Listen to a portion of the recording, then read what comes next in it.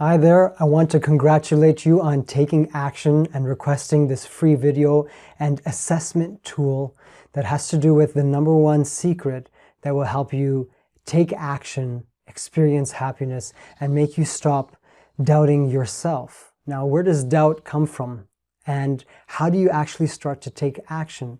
Many people will ask these types of questions, especially when they're going through a negative thought cycle or when their subconscious mind has been inundated with a lot of negativity or negative thought patterns, right? The reason why people are not, or you are not able to take action and see the results that you want to see is because there's something that's going on deep within your mind that is stopping you from believing that the action that you're going to take is going to make a difference to you. And I used to suffer from this, and there are so many other people who have suffered from this as well. I mean, I was an engineer who was not fulfilled. I was totally down in the dumps because every day I had to go to work. It was Monday morning or Sunday night, and I was dreading it. And I was like, oh man, I just don't want to go to work because I'm not finding the fulfillment or the excitement in what I'm doing at work. And there's so many better things that I could be doing with my time. I'm sure, how many of you have ever felt that way? I felt that way for about 10 years in my career. And it was so tough for me to actually do something about it, to take action. On an extracurricular level, I was doing all sorts of other stuff. I mean, I was doing leadership development training for youth and for adults and personal development work. I was part of executive boards and I was doing some great things there. But I mean, that bulk of time from 8 hours every single day, it was just draining me because I wasn't where I thought I needed to be. But I had to do it for work. I had my responsibilities and, I had to put food on the table. So eventually, with this thought in my mind, I had some people that were around me that urged me to try and start my own business, to try and do other things or try and involve myself in maybe going back to school and doing social work, a degree or something of that nature so I can get more into helping others. But all of that seemed to be such a mountain, such a difficult thing for me to take action on or move forward to. I just didn't know what the answer was, so I kind of just stayed where I was. And I believed deep down inside of me that I wouldn't ever experience that fulfillment that I was looking for or that happiness that I was looking for, So it started really weighing down on me until one day I took a program where I had to look deep inside and figure out what was it that made me happy and what were the different aspects of my life that made me happy. Where were those times? What were those specific situations? And while going through that, I really realized that, I really appreciate and love connection with people, helping people develop, sharing my own insights and what I've learned from life with other people, because I've had a successful life, even though internally I haven't been very happy. And connecting with nature. And through these things, I realized more and more that I really need to figure out how to experience life in a better way, because this is no way to live, right?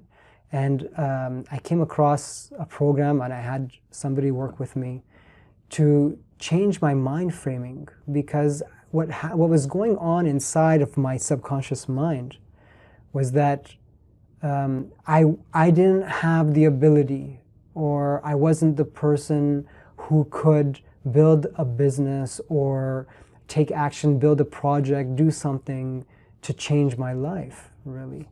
And it was all in my own mind, because when I reached out to other people and started asking them, how do you see me? How do these other people see me? I became conscious of the fact that everybody saw me in the light that I wished to be seen, which was as a leader, as somebody who was very competent and able to speak in public and basically had the confidence to do anything that I really wanted to do. It was just me. I was the only one inside of my own mind that was holding myself back from experiencing what I wanted to experience. So I started off with the process then of learning to say no to all those things that are not serving me, and instead saying yes to me and bringing more into my life that will give me the opportunity to experience more happiness, more gratitude, and become happier with who I am in general, right? So all of this has to do with the subconscious mind. We know consciously what's going on in front of us, but deep down in our subconscious mind, which is made up of our innate abilities, our innate tendencies, the personality that we've been brought into this world with, but then also our influences, who we hang around with, the television shows, the music, all those sort of things. And then most importantly, what we tell our own selves. That's our biggest influence, right? And our subconscious mind deep down ends up being what we end up telling ourselves over and over again. So whether we can or we can't do something, we're absolutely right. It's true. Because if we don't believe we can do it inside, we will never take the action and the initiative to do it. So this training of the secret that will help you take action, right? Experience happiness, and to stop doubting yourself, all comes down to the subconscious mind. And I'm going to tell you more about that right now while I switch to my computer. As I said, your mind is a very powerful mind, right? And you have your conscious mind, and your conscious mind is your thinking mind. It's your educational mind, right? This is where your logic comes from and your intellect, right? And basically your faculty of reason is here in your conscious mind, right? But then you have your subconscious mind. And the subconscious mind, it's made up of a number of things, but at the very basic level, it's your paradigm holder. It cannot tell the difference between right and wrong, because X person might think that they're right and Y person might think that they're right, and neither of them might actually be right, but it's just what they believe to be true based on their subconscious mind, right? Two different people might have had the same upbringing and the same experiences in life. However, one person believes that they have the ability to make millions of dollars, and the other one has this belief in them that they're just going to stay exactly where they are forever. And the difference between these two is the paradigm that they have in themselves, how they believe their own abilities are, whether it's right or wrong, right? And this is where the saying comes, whether you think you can or you think you can't, you're right. Right? So this subconscious mind does not have the ability to differentiate right from wrong, right? It does not reject or accept something. It's just the paradigm holder. So I want you to think about scales in your mind, okay? You've got these weighing scales, and in some scales they're good and some scales are bad, right? So for example, let's take the example of public speaking and confidence, right? If you haven't done very much public speaking in your life and somebody asks you to just say a few words impromptu on the spot, how would you feel? You'd probably be pretty scared, frightened.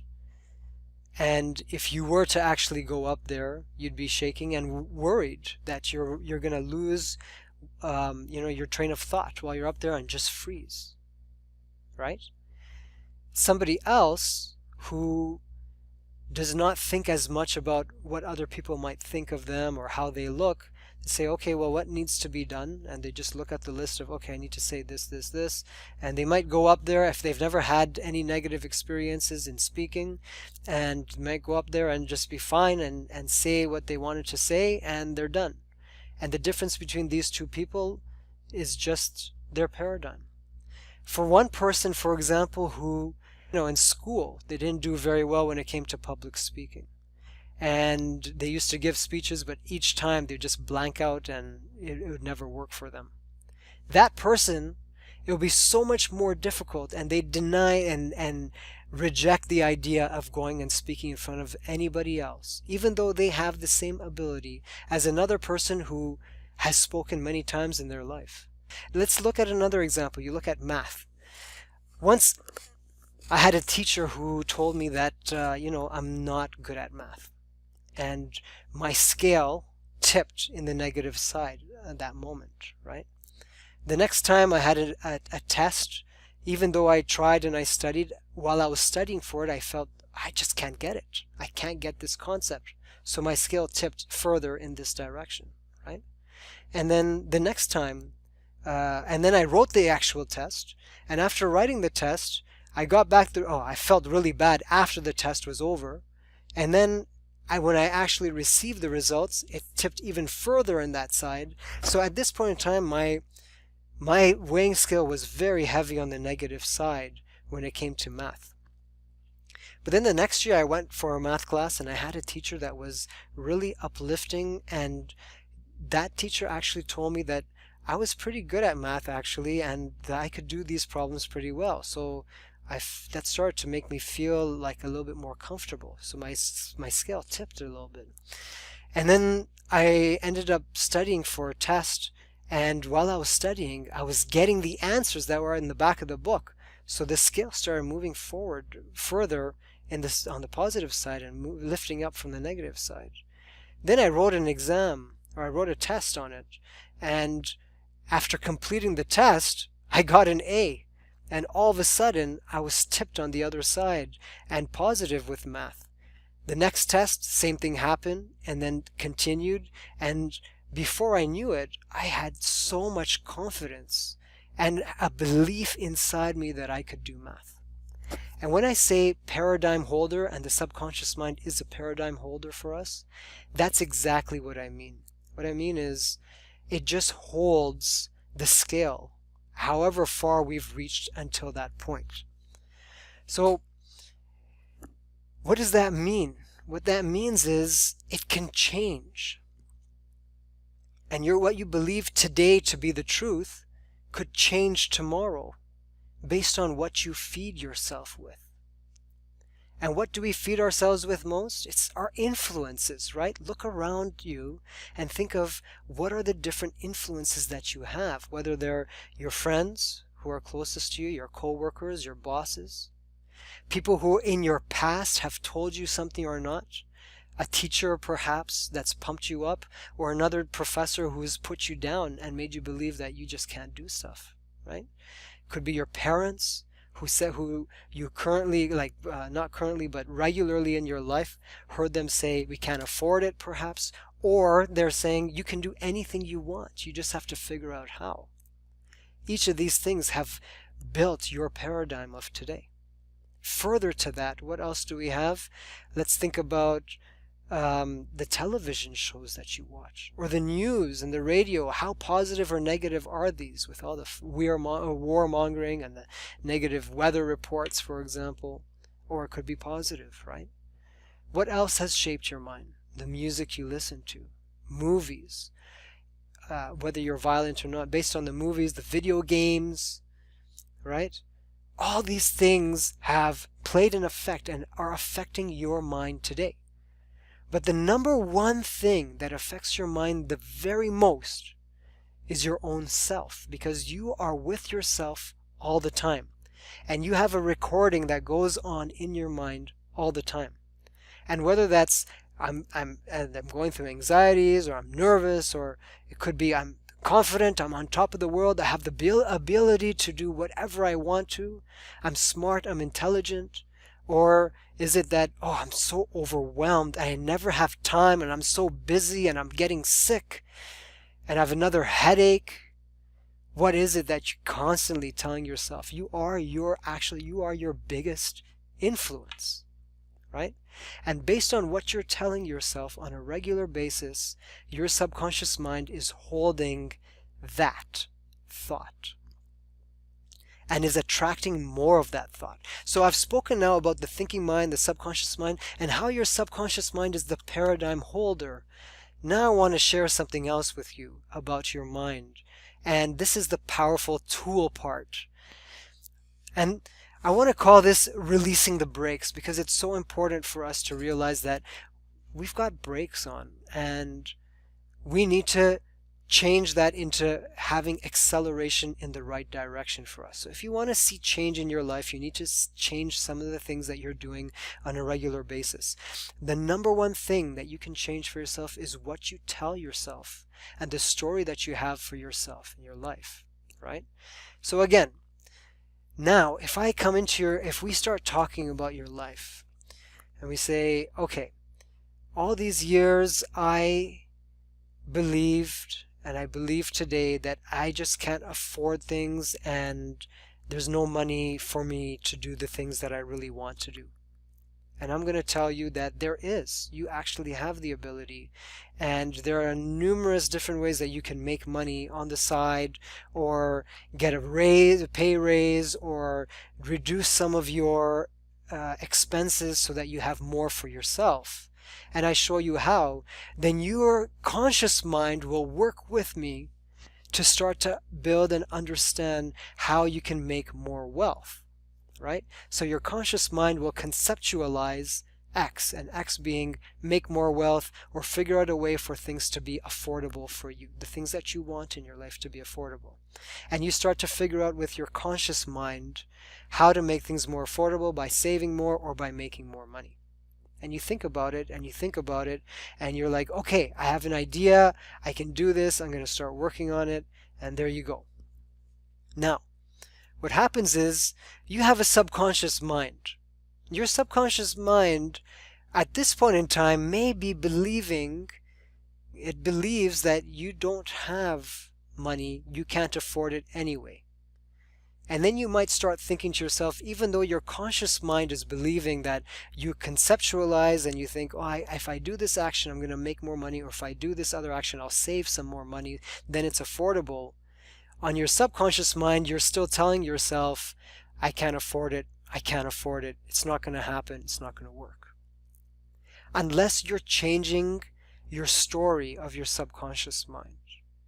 If you change your story of your subconscious mind, then your subconscious mind can shift to resonate with X. So if you're constantly, for example, telling yourself that I'm in the process, I'm on my way to making the money that I want to make so that I can afford what I want, and you constantly tell yourself that, and you allow for your subconscious mind to start to shift in that direction, that, hey, there's the possibility.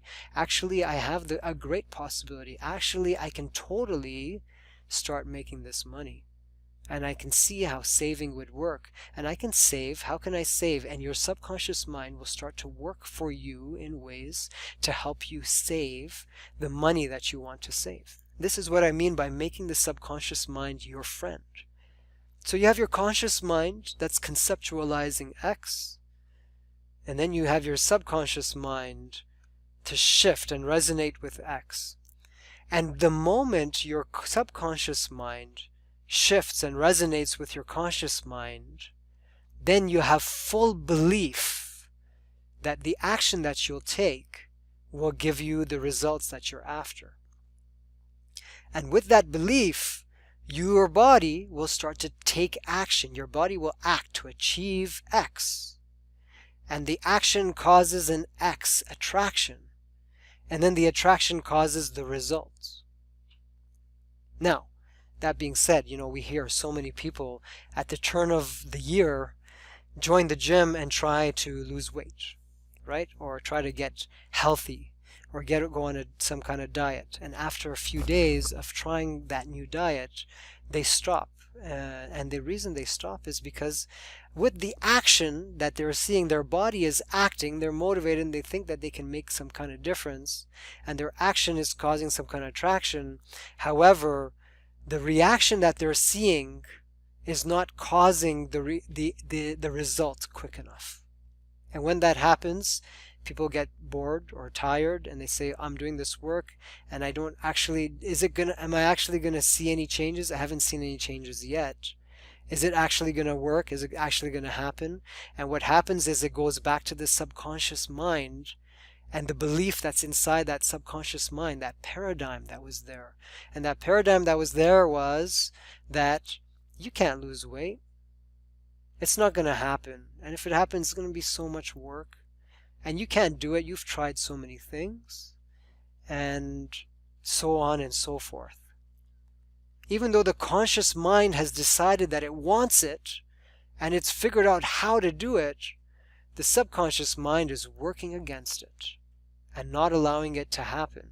Even though at first it starts taking the action, but then it goes back and says, hey, we're not seeing the results.